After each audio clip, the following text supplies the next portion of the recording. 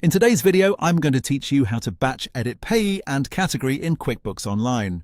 If you need to update several sales transactions at once, this is a great way to save time and avoid editing each transaction individually. QuickBooks Online gives you a simple batch editing option, and once you know where to find it, the process is very straightforward. To begin, look at the menu on the left-hand side of your QuickBooks Online screen. From there, click on Sales and then select Sales Transactions. This will take you to the area where your sales-related entries are listed. If you have a lot of transactions, take a moment to review the list carefully so you can make sure you're working with the correct entries before making any changes. Next, check the transactions you want to update. You'll want to select the ones where you need to change the payee or the category. It's always a good idea to double-check your selection here, especially if you're editing multiple records at once, because batch changes can affect several transactions together.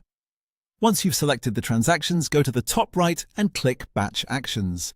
This menu gives you options for working with multiple entries at the same time.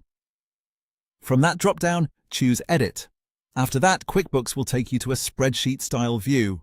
This layout makes it much easier to edit information in bulk because you can move through the fields more efficiently than opening each transaction one by one.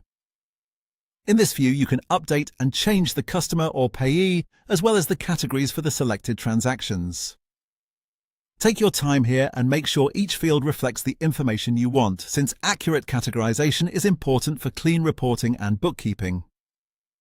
When you've finished making your updates, click Save. QuickBooks will apply those changes to the selected transactions, and that's it. Your batch edit is complete. This is a simple but very useful feature if you regularly need to clean up transaction details or correct multiple entries quickly.